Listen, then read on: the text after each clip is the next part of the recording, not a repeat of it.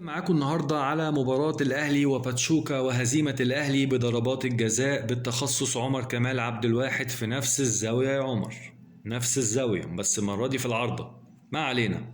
الشوط الأول الحقيقة ما كانش شوط كويس تماما.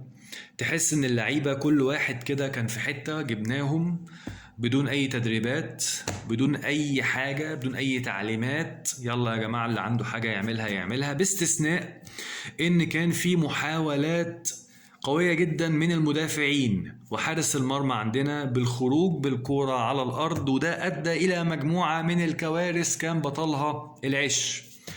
وعلى عكس المتوقع ان الشناوي كان هو اللي المفروض يعاني شوية مع الموضوع ده، بالعكس الراجل ظهر بمستوى كويس جدا جدا على مستوى التمرير والخروج بالكرة، وحتى على مستوى التصدي لمجموعة من الفرص المؤكدة لباتشوكا.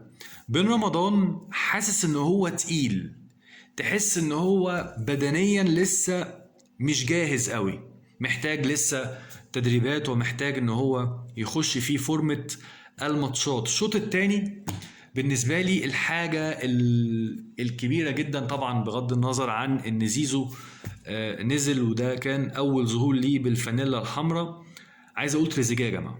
تريزيجيه فعلا انا بعتبره ده الصفقة القوية جدا جدا جدا، واللي بإذن الله هتفرق مع النادي الأهلي في الموسم اللي جاي. تريزيجيه حاجة كبيرة جدا جدا وحاجة كده لوحده، ونتكلم بقى على بقية الصفقات لوحدها. عايز أقول إن إحنا مش بنقيم الراجل ريبيرو على قد ما إحنا بنقول اللي شفناه النهاردة في الماتش. وعايز أقول حتى إن مش من الإنصاف إن أنت تقيم الراجل حتى في ماتشات كأس العالم للأندية. تقييم الراجل ده يبدأ مع بداية الموسم بقى والدوري ودوري الأبطال والحاجات دي، ولكن كأس العالم للأندية أتمنى أن هو ما يأثرش على أصحاب القرار في النادي الأهلي. ممكن يأثر على بعض الناس في السوشيال ميديا، لكن الإدارة طبعا أنا متأكد بإذن الله أن هو مش هيأثر عليها تماما.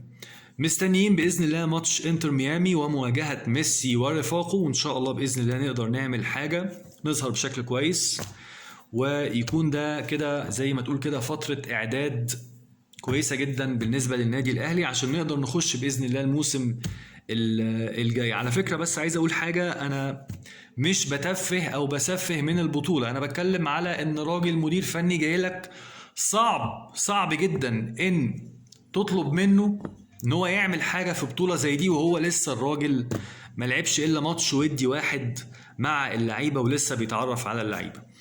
لكن في وضع اخر لو كان الراجل ماسك اصلا من الاول ومكمل مع الفريق من الموسم السابق كان هيبقى فيه كلام تاني. اذا في انتظار ماتش انتر ميامي، وان شاء الله باذن الله نعمل حاجة كويسة. سلام.